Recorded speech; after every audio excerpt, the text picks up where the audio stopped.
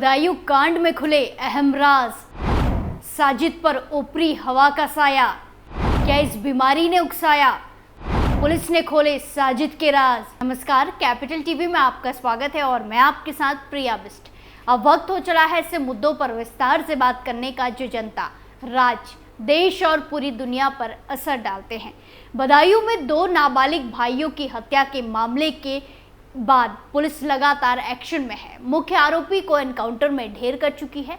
वहीं दूसरे आरोपी मोहम्मद जावेद को बरेली से गिरफ्तार किया गया, जिसके बाद कई सारी बातें सामने आई।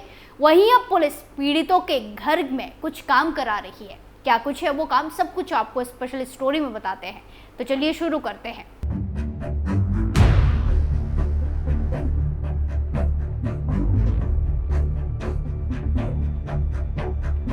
दो छोटे छोटे सगे भाइयों की हत्या से बदायूं अभी भी बिलख रहा है। जिस मोहल्ले में रूह को कपाने वाली ये वारदात हुई वो अभी भी गम में डूबा हुआ है। जिस मां के आंचल को अकेला छोड़कर ये दोनों मासूम महरूम कर गए, उस मां के आंसू झरझर बहते जा रहे हैं। वहीं बदनसीब पिता, जिसने अपने कांधों पर अपने 2 बच्चों के शव को शमशान तक पहुंचाया, उन मासूमों के शव का बोझ इतना भारी है कि दिल दबा जा रहा है। हर बीतते दिन के साथ दिल में एक सवाल गहरा रहा है। सवाल यह है कि मेरे बच्चों को क्यों मारा? जवाब न मिलता देख दिल रोता है। चारों तरफ होली की गूंज रही, रंगों में दुनिया सराबोर रही। सवालों का जवाब न मिलने पर निराश पिता ने होलिका दहन के दिन अपनी बाइक में आग लगा दी। खुद खुशी की कोशिश की, पुलिस ने समझाने की पूरी कोशिश की, लेकिन पिता कहते रहे, मुझे आरोपी के एनकाउंटर या गिरफ्तारी से कोई मतलब नहीं है, बस मैं इतना जानना चाहता हूं कि मेरे बच्चों को क्यों मारा गया।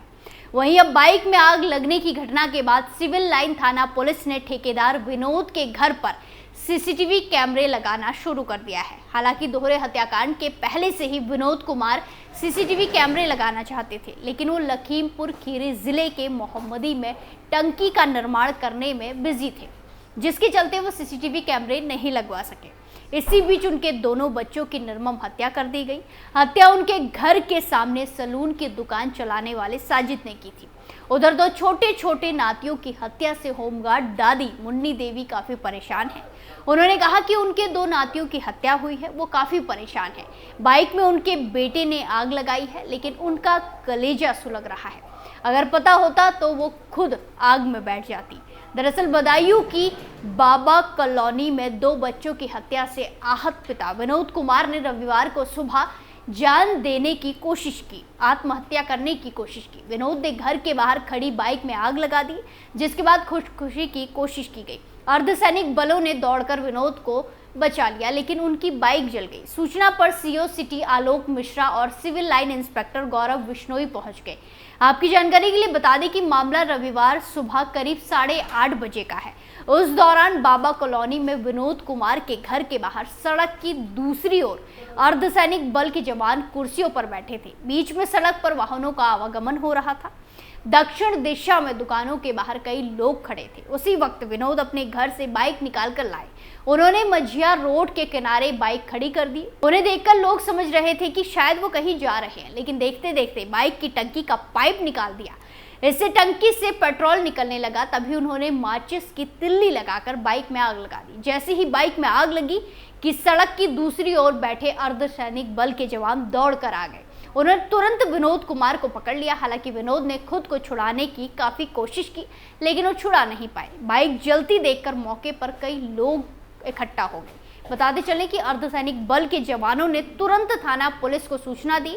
एससीओ आलोक मिश्रा और इंस्पेक्टर गौरव बिश्नोई मौके पर पहुंच गए। मंडी समिति पुलिस चौकी के नजदीक फायर ब्रिगेड खड़ी थी, उसे भी बुला लिया गया और आग बुझाई गई। जानकारी लेने पर विनोद ने बताया कि वो अपने 2 बेटों की हत्या से काफी परेशान हैं। ऊपर से मोहल्ले वाले तरह तरह की बातें कर रहे हैं, जिससे उन्हें काफी दिक्कतें हो रही हैं। सीओ सिटी ने उन्हें काफी समझाया और शीघ्र कार्रवाई का आश्वासन दिया, तब कहीं जाके वो माने।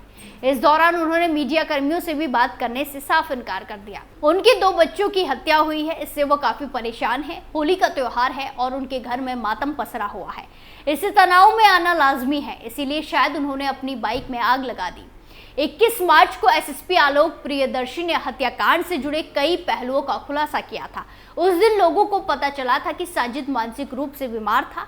उसका बचपन में मानसिक बीमारी का इलाज चल रहा था। वो शहर की जियारतों पर भी जाता था।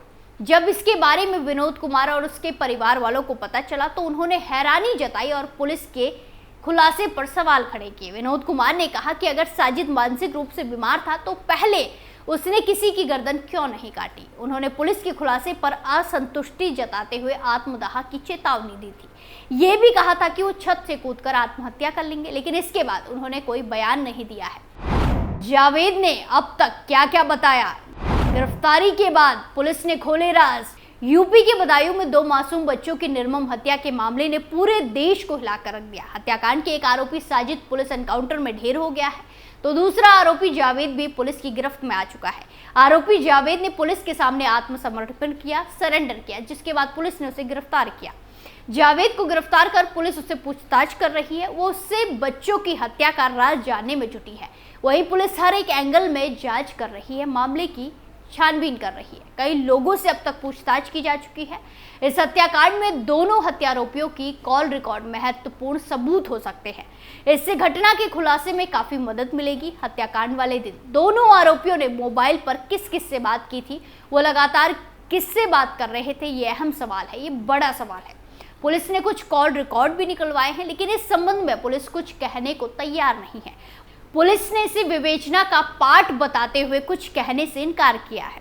वहीं जावेद से पूछताछ के बाद एसएसपी आलोक प्रियदर्शी ने प्रेस कॉन्फ्रेंस कर बताया कि साजिद का इलाज बड़ी सरकार छोटे सरकार की दरगाह पर होता था। ये वही दरगाह है जहां दिमागी मरीजों को ले जाया जाता था, यहाँ इलाज होता था। यहाँ पर सभी संप्रदाय के लोगों का पूर्ण विश्वास है कि अगर कोई व्यक्ति ऊपरी हवाओं से या किसी भी मानसिक बीमारी से पीड़ित है तो यहाँ कुछ समय रहने के बाद वो ठीक हो जाता है। उधर जावेद की दादी ने कहा कि जो किया है वो साजिद ने किया है, जावेद बेकसूर है। साजिद पर ऊपरी हवा का असर था। जावेद तो उस समय घर पर था। मगरिब की आजान के बाद उसको घटना का पता चला और वो घर से डर की वजह से भाग गया। एसएसपी के अनुसार शादी के बाद साजिद की पत्नी के पेट में ही कई बार गर्भ खराब होने से उसकी मानसिक हालात और खराब हो गई थी। उसका इलाज भी कराया जा रहा था। घटना वाली शाम भी उसकी तबीयत खराब हो गई थी। इसी बीच वो एक दुकान से चाकू खरीद कर लाया और पड़ोसी विनोद के घर में घुसकर दोनों मासूमों को मौत के घाट उतार दिया, उनकी हत्या कर दी। पूरे घटनाक्रम में कुछ सवाल अभी भी ऐसे हैं जिनके जवाब नहीं मिल पाए हैं। साजिद अगर इतना बीमार था तो वो इतने सालों से नाई की दुकान कैसे चला रहा था, जबकि कभी उसकी नोक-झोंक भी किसी से नहीं हुई। सभी का काम अच्छे से करता था, कोई झगड़ा उसका कभी किसी से नहीं हुआ। तमाम सवालों के जवाब अभी भी पुलिस के पास नहीं है। जैसे छुरे से बच्चों की हत्या करने के बाद एफआईआर में तमंचे कैसे बरामद हो। अब देखने वाली बात यह होगी कि पुलिस जावेद को कोर्ट में पेश करने के बाद उसे रिमांड पर लेकर इन सवालों के जवाब कैसे खोजती है और इस घटना का खुलासा कब होता है। स्पेशल स्टोरी में आज के लिए इतना ही। फिर पेश होंगे नए मुद्दे के साथ। बाकी तमाम खबरों के लिए देखते रहिए कैपिटल टीवी उत्तर प्रदेश। नमस्कार।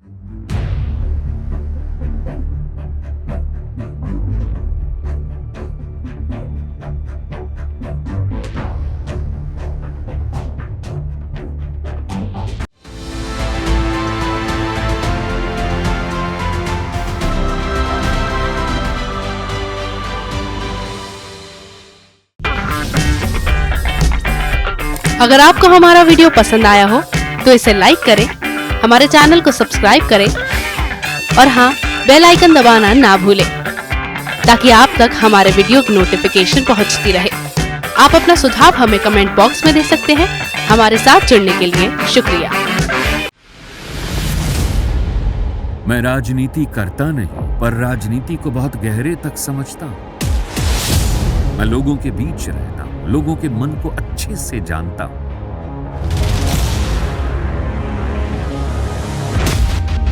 पब्लिक और पॉलिटिक्स की हर नब्ज को खूब पहचानता हूं।